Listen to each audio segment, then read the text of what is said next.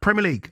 Yes. I think I've tweeted about this so many times. I think the Premier League's boring. And people have been like, oh, it's only saying it because Liverpool are rubbish. No. Just in general, watching football, I don't see the excitement, which is why we get so excited. Like I went to Stamford Bridge a couple of weeks ago for Chelsea versus Arsenal. And just to see Esteval, I was like, oh my God. Do you know what I mean? Cherky, Verts. I'm like, oh, this is what I grew up watching. This is the type of football.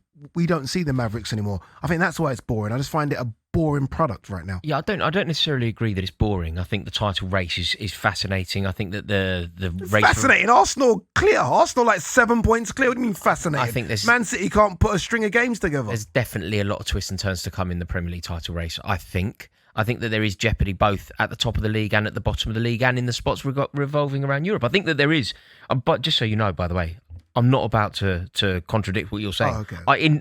Overall, I kind of agree with you. Bit, yeah. No, I don't think it's boring. That's not the word I would use. What I would use is, I would say that there is now a lack of Mavericks. There is a lack of entertainers. Like what made the Premier League so special, so glorious over the years were those footballers that were just unpredictable. You know those throwbacks to like 1970s footballers? Yeah, socks down. Yeah, whereas now, because of the importance of the system, now this is where I think it can be boring. We have recently awarded a Ballon d'Or to Rodri. Now, whatever you think of Rodri, he is a great system footballer. He is great at doing the slightly less glamorous. I think that's harsh. No, but it's true, isn't it? Look, what he's not an artist. Rodri, he's not an artist, but we never gave Didier Deschamps a Ballon d'Or, did we? In fact, Eric Cantona derogatorily referred to him as a water carrier. We never gave Claude Makélélé. We never gave N'Golo Kante more recently. That doesn't mean they weren't great players. No, that's not what I'm saying. I'm saying that the most beautiful or easy on the eye footballer at the moment, fairly recently, was seen as being Rodri. Yeah. And now that isn't the way that it is. Like when you think over the years, what inspired us, the reason why we love football in the Premier League, you have players like Jurgen Klinsmann, players like JJ Okocha, players like Paulo Di Canio, players like Matt Letizia, even like midfield players like Xavi Alonso, glorious footballers, beautiful footballers. Yeah. There doesn't really feel like there's any of that now. Like, listen, I think Declan Rice is an amazing footballer, very, very good player, right? But he isn't anywhere near the level of Scott, whoever you want to say is your icon, right? Steven Gerrard, of course, Declan Rice is nowhere near that. Frank Lampard, of course, is nowhere near that. Yeah. Whoever you want to have the conversation around. So I do think that there is something lacking. And the other thing that is definitely lacking, goal scorers. Goals. The reason why we all love football, the reason why 1 million people up and down the country pay their money to follow their team and commit their time and their lives to football. Effectively, what you are doing as a football fan is you are chasing a buzz, aren't you? Goals. You're all in it for goals. Yeah. A last-minute winner when you go over the seat in front and you've done your shins and you have that spontaneous feeling that can't really be compared to anything. The reason that you have that feeling is because of players like Ian Wright, players like Fernando Torres, players like Gianfranco Zola, players like Michael Owen. Who are the goal scorers now? Like, who is gonna do that? Who's gonna get you buzzing? Who's gonna get you off your seat now? There is no one. I mean, again, we could go back and forth and, let's play that game. Who are the goal scorers? Like, who are the best forwards in the Premier League right now? Who are the number 9s? I think if you analyse it, even if you analyse it through the lens of England, you look at Harry Kane, and I don't agree with Wayne Rooney, but Wayne Rooney would argue that Harry Kane is England's best centre-forward of the Premier League era, right? Yeah. So that's how good he is. Yeah. Beyond that now, the drop-off is just, it's almost laughable. Like there just aren't the goal scorers. Yeah, there aren't the players. What is it from Harry Kane? It's Harry Kane to Ollie Watkins, isn't it? Yeah, it's Harry Kane to Ollie Watkins. And if he wasn't in Saudi, it'd be then Ivan Toney. Yeah, and Danny Welbeck, I think, always gets forgotten about in these conversations. But I think Danny Welbeck's an excellent player. But he's certainly not Les Ferdinand, is he? No. He's certainly not Sadio Mane. No. He's certainly not Jurgen Klinsmann. He's certainly not, Peter Crouch was a brilliant footballer, right? Brilliant footballer, brilliant entertainer. Peter Crouch would undoubtedly be England's second choice centre-forward now. Whereas when Peter Crouch was at his best, scoring goals for Liverpool, leading the line for Liverpool, he had his moments for England, of course he did. Peter Crouch is probably better than the two guys up front for the two of the biggest clubs in the Premier League, Arsenal and Man United. He's better than Šeško and he's better than Gyökeres. By an absolute mile. Is that controversial? No, of course it's not. It's the least controversial. No. Of course. And then, players that we think, if you think back to sort of centre-forwards who played here recently, that aren't looked upon as that good. Emmanuel Adebayor. Right, he's a good player, but he isn't looked on as one of the best. Yeah. He never comes up in conversation. No, I know what you mean, yeah. Emmanuel Adebayor would be one of the best centre-forwards in the Premier League by by some distance. Yeah. It'd be Erling Haaland Adebayor, wouldn't it? It would undoubtedly be Erling Haaland Adebayor. 100%. And Adebayor at the time He was seen as a Just good player. a good player. Good player. You know, a very good player. No, good player. But yeah, I mean, no one looked at him. It was never in the conversation for the top 3 or top 4. Like if Nicholas Anelka was playing in the Premier League now, he would be the best centre forward in the Premier League. Behind Haaland. Debatable, but yeah, okay. Yeah. Some texts have just come in here. Regarding the standard of the Premier League, I'd like to point out that the expansion of the Champions League format and the circa 50% increase in matches, not to mention the increase in international tournaments, has had an impact on football all across Europe, I think. Dave from Sidcup. Is that fair? That's true. Games are just, there's more games? It's a really intelligent way to look at it. It's accurate. Yeah. What you have to do if you're playing more games. Quite an intelligent message to send at 7:10, isn't it, on a Friday? Yeah. Where, what are you doing right Someone's now? paying attention at least. Yeah. No, he's right. He's right. If you were going to squeeze everything out of these players, it's not surprising that the product is going to be slightly diluted. I again, because I'm bored at home sometimes, I also tweeted about sort of the European format, and I said I hate it. Like this new European format, and there'll be old fogies that back in my day, but honestly I'd love it to go back to the old way. I can't stand this. People talk about jeopardy. There's no jeopardy. None. No. Oh, there's more jeopardy in the last game. Well, yeah, but there's no jeopardy in the games before the last game. Do you know last year? This is when you realise that it's just so geared up for the big clubs. Manchester City in the Champions League last year didn't win, and I think it came so late. Maybe they either didn't win away or they didn't win up until December. Yeah, and they still made it into the playoff. And I think that's what people are referring to as jeopardy because they had to win on their last game. Yeah, but Liverpool won, topped the league, and we got PSG. Yes, that's right. PSG that was our reward for dominating. No, also, do you know the old style group when you would play 3 games, you would go home and away against those teams, you would know exactly what you're doing. They were great, weren't they? Yeah. You could get some really strong rivalries born, and there was always that great set of fixtures that would come in the middle because obviously you play 6 games, three different teams, and you would play the same team home and away back to back. Yeah. And they would always be defining. And that was always like the revenge tour, wasn't it? Yeah. Okay, wait till I get you back to Stamford Bridge. Wait till I get back to Anfield. And those were always good. Now, I just don't like it. And the point of it is that people would argue that though in that kind of group, you'd end up with a dead rubber towards the end of it because you could either be out, if it didn't go your way, you could be out, or you could be through.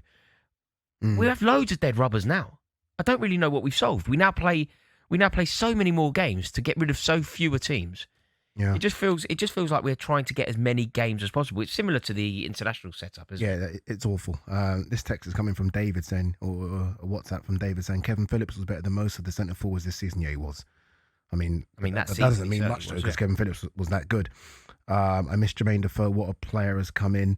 I mean, Jermaine Defoe always does that, doesn't he? And I think people laugh at it when he has this thing where he has to say stay on or play like that game that everyone seems to do. And I think people maybe we overreact to how good Jermaine Defoe was, but he's still so much better than what is around now. Mate, of course, but like by a mile. Like when we talk about a bygone era, I feel like sometimes people expect us to be doing it about the very best. Like we start talking about Luis Suarez. No, we're not doing that. We're not going that far. That's too easy. Like Jimmy Floyd Hasselbank would be one of the best players in the world at the moment. Yeah, like genuinely would. Jimmy Floyd Hasselbank was a top tier centre forward. No, right? He would undoubtedly be the second best striker in the league at the moment. Yeah. Whereas when he was playing, he was never that. He was a very good player, but he's never the second best striker in the league. Yeah. All right, let's talk about big game this week, and it is a big game as well. Arsenal versus Manchester United. We were sort of having a debate before we came in to the studio about whether or not this is the standout Premier League fixture, and I guess it is, even though it hasn't been for nearly 2 decades. But there was a period between '98 and 2003 where this game was this was Super Sunday, wasn't it? Like it couldn't go on any other day apart from Super Sunday. That this was the game. The rivalries were fierce. I mean, obviously everyone thinks about the King Vieira incident at Highbury, but there's more than that. There's Ruud van Nistelrooy, Martin Keown. I mean, the players that played for both teams. It isn't quite that, but it's a big game coming up, isn't it, this Sunday at the Emirates, just because Arsenal are on their way to try and look like win a title for the first time in over 2 decades. And Manchester United under Michael Carrick, fantastic win against Man City, and they're aiming for 4th. It's a big game. It's a huge game, and I can't wait for it. And was it the biggest Premier League game? Is it the biggest Premier League game? No, I think in terms of eyeballs, I think the Liverpool-Manchester United game is officially the biggest game. But in terms of what I look for, in terms of games that I love, I'm Premier League era. I think Arsenal versus Manchester United represents something. It's symbolic of the Premier League. And I think it's symbolic of the Premier League in its greatest era. Yeah. Like the Premier League greatest era was when Arsenal and Manchester United were the 2 best teams in the country. Yeah. and some of the iconic moments that happened between the two, like they're kind of forgotten. Like I remember, do you remember fairly? I remember I was at school, just finishing school. I think Manchester United beat Arsenal 6-1. Do you remember Dwight York scoring and all that? Like it's kind of forgotten now. I don't remember that game. Yeah. They beat them 6-1. That's not the when Arsenal goes into the stand, is it? So Arsenal, No. So it was 6-1. 6-1. Yeah. Yeah, I think Dwight York might have got a hat trick. Okay. If I'm remembering right, mate, I'm doing this off the top of my head, but if I'm remembering rightly, Dwight York might have got a hat trick. But there's so many moments. Some of the best moments of Premier League history come down to this. Like that unbelievably glorious image of Martin Keown towering above Ruud van Nistelrooy. I've been told in my ear that you are correct. February 2001, that game, Dwight York hat trick. Dwight York hat trick. Fair play to you, Mr. Jennings. Fair play. Get up there. No, I remember it. It's weird. You asked me about that in 01. I can remember it. I can remember the goals. What was Chelsea scoring last week. I'm like, wait. But look, I tell you, there was that image. You know, Ruud van Nistelrooy missing the penalty, hitting the bar. He used to put it. Van Nistelrooy used to put the same penalty in the same spot every single time. And then he decided to smash one. Hits the bar. They get it clear. Ashley Cole, venomous. Lauren's face contorted with rage. You know what was the biggest thing? And I guess maybe the reason why there's no rivalries now, the managers hated each other. Yeah. There's a respect there. I remember it was Fergie's league, wasn't it? Yeah. All of a sudden Wenger's coming. It's different philosophy, different ideas. And then he had a rival for once. There was no really rival that Fergie had before Wenger. Yeah, but the clubs were rivals. Like I think there's a healthy respect, isn't there, between Manchester United and Arsenal? I think the two institutions are aware of what the other one brings to the party. But I think that the clubs are real rivals. Yeah. Arsenal have won the league 13 times. You know, it's a serious contribution. Massive. And over the years, you think about Cesc Fabregas launching a pizza at Sir Alex Ferguson. You think of that game when Arsenal's unbeaten run. All their thing about being Aussie's gold, being unbeaten. They absolutely bullied them. Do you remember Rooney scored? Of course I do, yeah. Rooney scored that. Yep. That was the moment. I think 49 games. They sing, don't they? 49 undefeated. The reason that it's not 50 is because of Manchester United. Yeah. Over the years, I feel like we're nostalgia merchants, but you can understand why, because it was just an incredible time for the Premier League. It wasn't just Arsenal, Man United off the back of that. Also, Arsenal won the league there. They did Arsenal win the league at Old Trafford, didn't they? Yeah. Oh, so it's amazing. Honestly, it is amazing. Very quickly, what's the biggest game or again, that was the biggest game then. What's the biggest game in the Premier League now? What is it? In terms of what? Sorry. Just in terms of, I don't know. In terms of eyeballs, it will always be Manchester United and Liverpool. Yeah, but that almost represents nothing. That again, back then, it represented winning the league. Arsenal, Man United. If you won that fixture, you basically won the league. What is that now? Is it Arsenal, Man City? No, is it Man City, Liverpool? I think the fixture in recent years, particularly in the Pep Guardiola and Jurgen Klopp era. Yeah. I think that the fixture became Manchester City and Liverpool. But they aren't rivals in the truest sense of the word. No. They're rivals because of geography and they're rivals because of silverware.